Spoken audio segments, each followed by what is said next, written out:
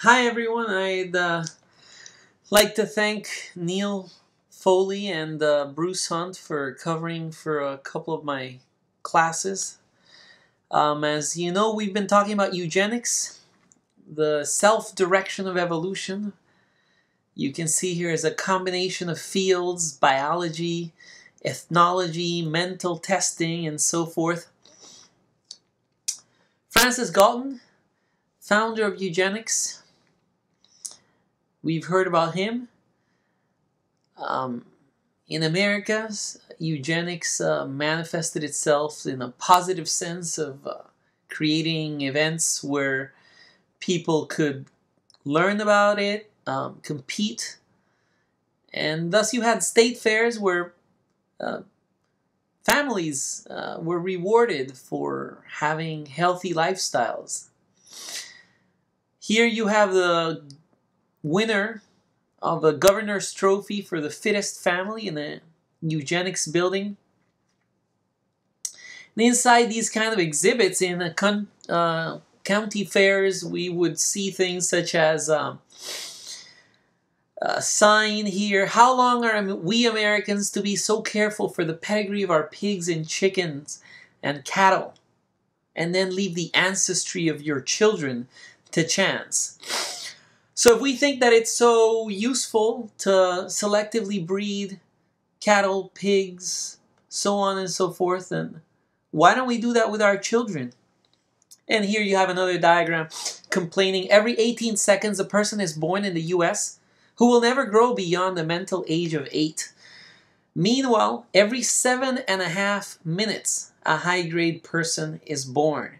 So above these, above the 7.5, there's a little light bulb blinking slowly. Yet every 18 seconds, another light bulb blinks quickly to remind you that the unfit are outbreeding the healthy people. Now here you've got a family of healthy people, winners of another award. They received medals. I have a goodly heritage. Here's another, passing the torch. Yay, I have a goodly heritage. And here, ladies and gentlemen, is the winner, the most perfect, most beautiful baby in the Panama Canal Zone. In the meantime, what they didn't want, what the eugenicists were afraid of, were things such as this. Kids who suffered of muscular atrophy, various learning and developmental disabilities, such as the so-called cretinism, feeble-mindedness, likewise birth defects. Here's a picture from 1931, mother and daughter born in Calcutta. No radius and ulnar, tibia, fibula, no patella, the knee, phalanges fused, born with webbed hands and feet. This is the kind of thing they wanted to prevent. They see this, they think it's sad, tragic. They want to come up with some way to prevent this from happening. By 1928, in the United States, nearly 400 universities offered courses on eugenics.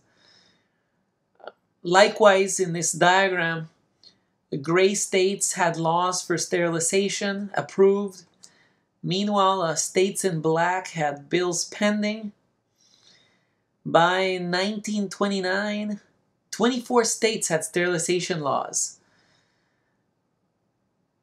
The cumulative record operations for sterilization in the U.S. from 1907 to 1935. So we see here, such that by January 1935, the total number of individuals sterilized by law in the U.S. had passed 21,500. Still, many scientists and critics denounced eugenics as nonsense. They said it reeked of prejudices disguised as science. Activists said the apparent problems of racial degeneracy were really just problems of social disorder. Even for diseases that were inherited, it became clear that eugenic policies could hardly cure them. For example, a disease that's inherited that you can hardly cure with eugenics. Charles Davenport had shown that Huntington's chorea was inherited. So it seemed like this disease could be wiped out by sterilizing everybody who had it. But that would one generation only of all offspring of people who carried 2 genes for the disease. Other people who carried only 1 gene, which did not manifest itself, so some people carry the disease but you can't actually see it, they would continue to transmit the disease. The society would still need to sterilize people in the next generation and so on. Therefore, Reginald Punnett calculated how many generations it would take to reduce the frequency of a supposedly simple trait, such as feeble-mindedness. Punnett found that to diminish its occurrence from 1 in 100 people, for example, to 1 in 10,000, it would actually take 90 generations of sterilization. So more than 2,000 years of eugenics would still fail to wipe out feeble-mindedness. And there was a bigger problem. There was no reliable evidence that traits such as stupidity, violence, and criminality really depended on single pairs of genes. Instead, such behavioral traits more likely depended on many genes. Anyhow, eugenics was popular in many countries. In Germany, for example, Albert Einstein, like many people, became fascinated by genetic inheritance. Having first loved his first wife, Mileva Maric, a Serbian, as an equal, he came to despise her, he said, as physically and morally inferior person. She had a congenital hip displacement, and she suffered of depression and nervous breakdowns, which Einstein thought was because of her genes.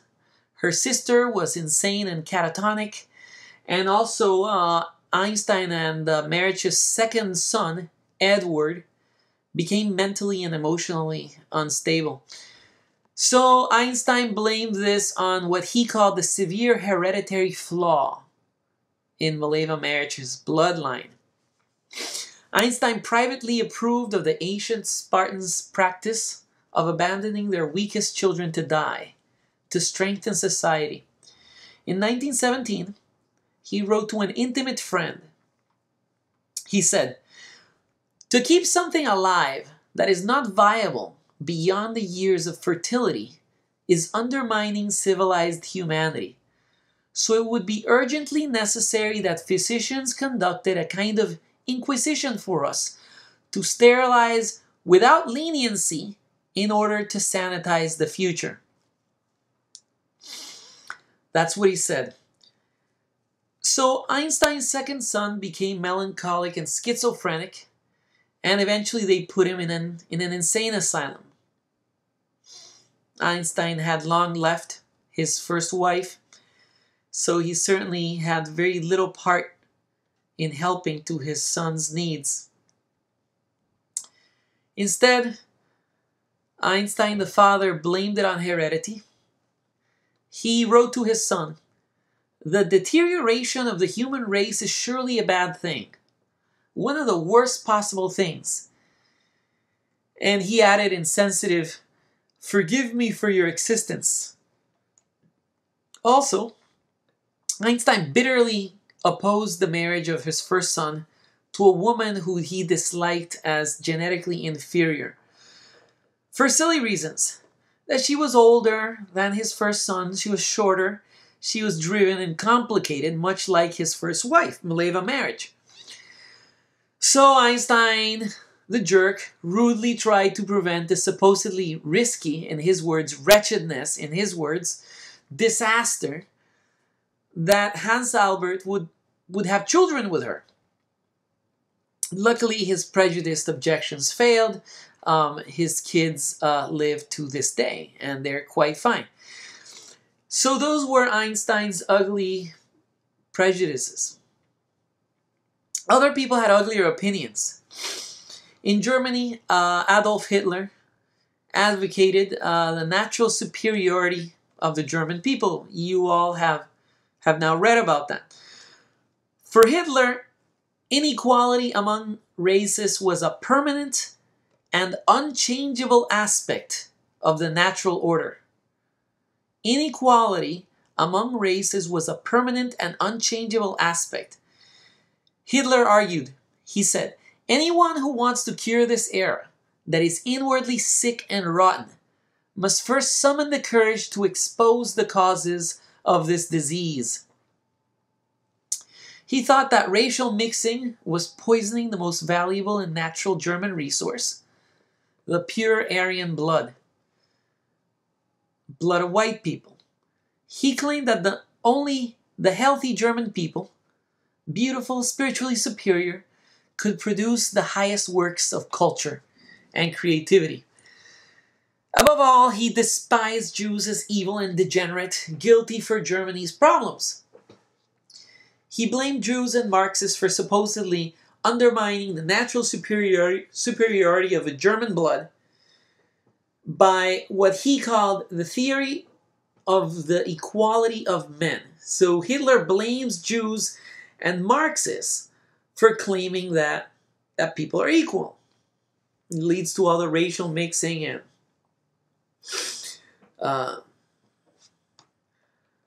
anyhow. So Hitler proposed that people who were physically degenerate, mentally sick, should be prevented from procreating for at least 600 years.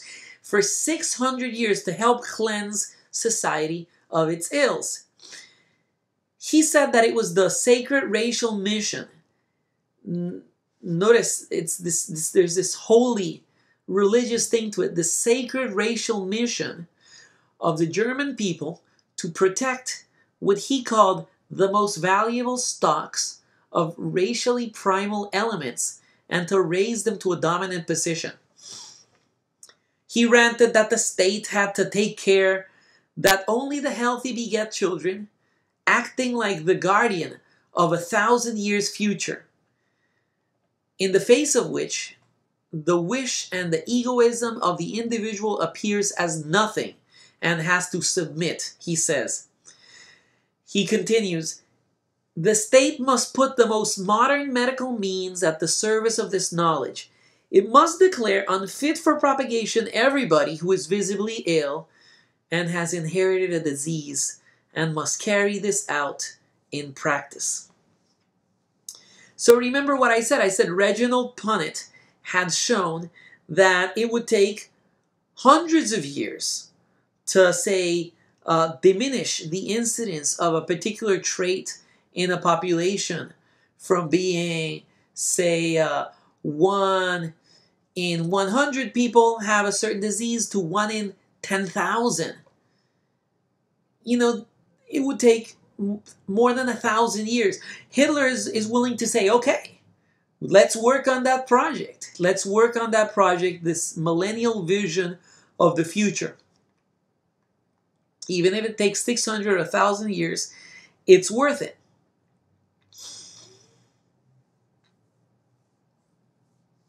So some German theorists saw human societies like living organisms, such that people with defects or ailments were dangerous imperfections.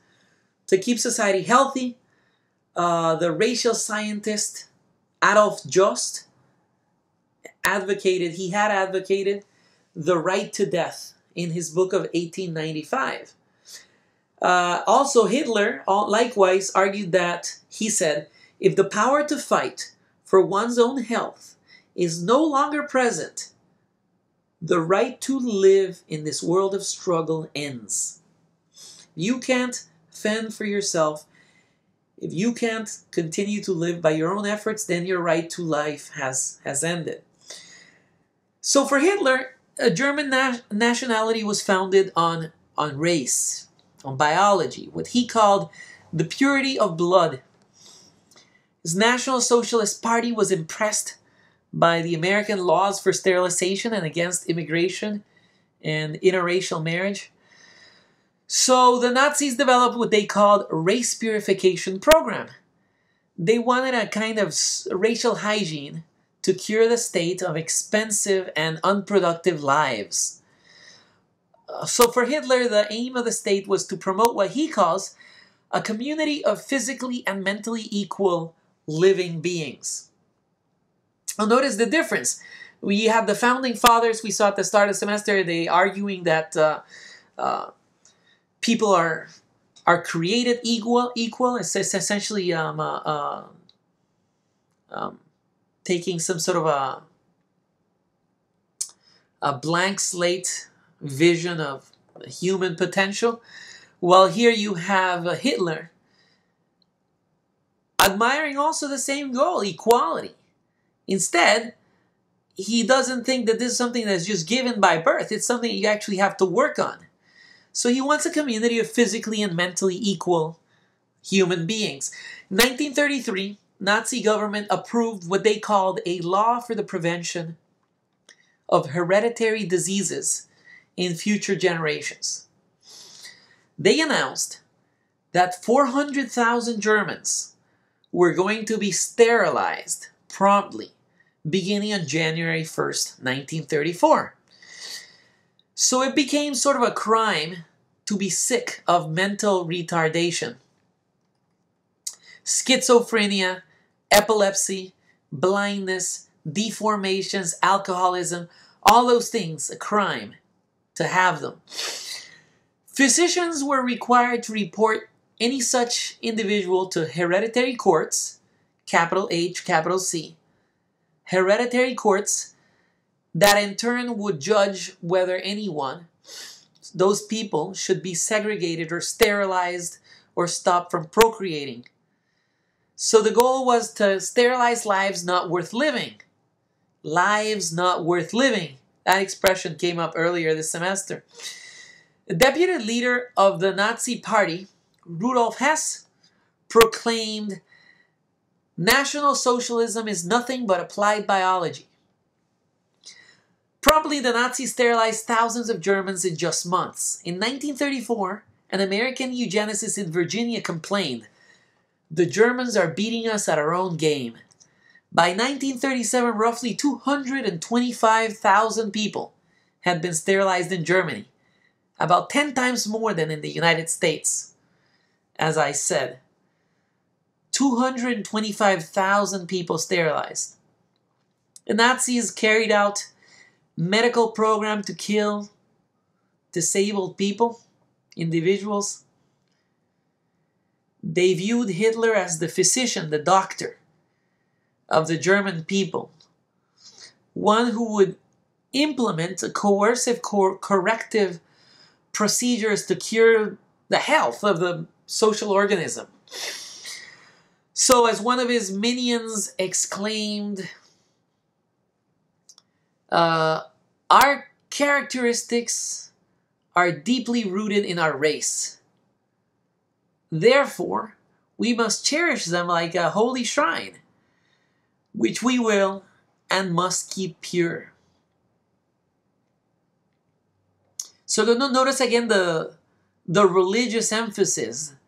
It's a biological religious vision of the health of society. If you like your kind, if you think that your kind is beautiful, healthy, and strong, shouldn't you work to preserve that? Isn't that a natural resource that should somehow be defended, just as species in extinction or unique specimens are protected? Like our national parks, you know?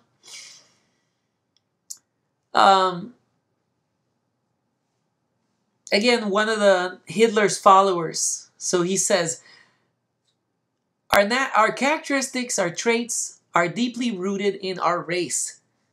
Therefore, we must cherish them like a holy shrine, which we will and must keep pure. We have the deepest trust in our physician, and we will follow his instructions in blind faith, because we know that he will lead our people to a great future. Hail to our German people and their Führer, the leader. Isn't that amazing? He literally says that he is the doctor of this great organism called society, and that they will follow him in blind faith. Again, it's an amazing mixture of religious feeling and a biological vision put together for this consolidated political purpose. So, by the 1940s, there was no shortage of great men who apparently endorsed or celebrated eugenic practices. At the same time, a bunch of other people were criticizing it. Part of the anxiety that Hitler and his followers had is this kind of issue that had been raised by Thomas Malthus and to some extent Darwin. This idea that there are limited resources and there is a serious ongoing struggle to try to capture as much resources and space as are available. So this expression, living space, is recurrent in Hitler's writings. He fired ambitious military campaigns to capture more living space for the so-called master race. But after devastating battles, the Russian army ripped the guts out of the German army. The Germans committed the classic mistake of starting a land war in Asia.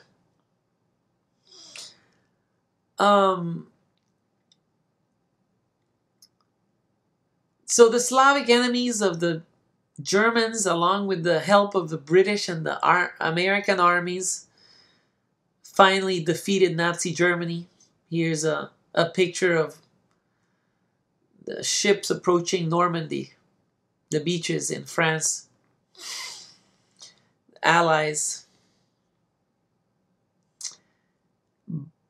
By the time World War II ends, the Nazi medical program had sterilized by force, in a compulsory way, hundreds of thousands of people. Also, the Nazis killed millions of Jews, Roma, as they called them, gypsies, and people of various ethnic minorities. Here you have some pictures of the Holocaust.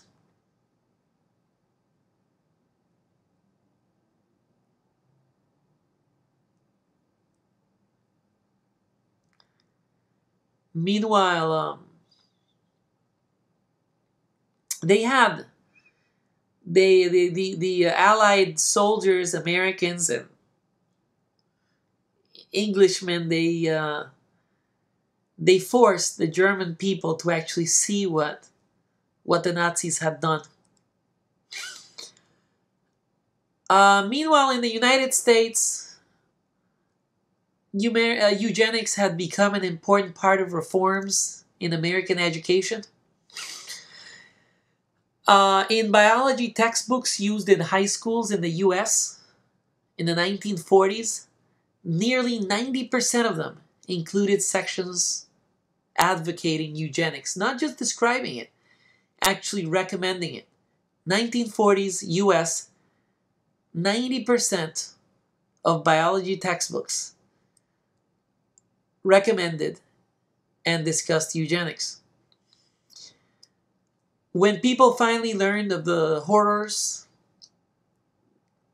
the terrible things the Nazis had done, the racial programs, the widespread support for eugenics collapsed. Overall, eugenics was fueled more by speculations than science, kind of like a cult. In 1904, Francis Galton had recognized, he had acknowledged, he said, "I see no impossibility in eugenics becoming a religious dogma among mankind. That expression is very appropriate. That's essentially what it became in Germany, a kind of religious dogma. I don't know if Galton saw that as a positive thing or a negative thing, but he feared that the problem was that people might not apply eugenics carefully. They might not do it in a way that was based on scientific quantification. So Galton was afraid, he said, that overzeal leading to hasty action, if you do this too quickly, was going to do harm by holding out expectations of a near golden age, which will certainly be falsified and cause the science to be discredited. He wrote that in 1904, long before the Nazis, and it very nicely describes what actually happened. The Nazis tried to quickly apply eugenic principles. They had high expectations of a near golden age, and their expectations failed, were falsified, and they led the science to be discredited. So now it's a bad word.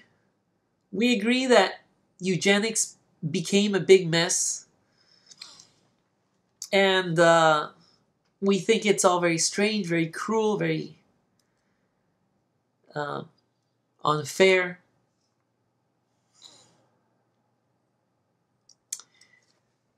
It seems foreign, it seems ridiculous. But actually, I want to say that eugenics is very common today in very surprising ways. I want the TAs or Bruce Hunt to just lead a discussion, maybe to hear what you have to say about ways in which eugenics is still active. But to kind of get the discussion going on a lighter note, I want you to see eugenics in a way that we normally miss. We don't see it. You think about the possible aims of eugenics, what they wanted to do. Segregate individuals by kinds, separate them into groups, carefully measure the traits of individuals, even their behaviors, do selective breeding to create a race of healthy, pretty people, give awards to the prettiest individuals, make a big show of it, value races or subgroups more than others, create a subgroup of workers like slaves, kill ugly or unhealthy individuals, euthanize the old, sick, sterilize thousands of individuals, prevent them from procreating, multiplying. They try to purify the race, neuter people. That all seems pretty awful, but many of you live with it. Many of you live with it because you have dogs, and you love your dogs. You enjoy dogs. The awful thing is that dogs, as you know them, are the product of eugenics. Dogs are made by segregating individuals by kinds and groups.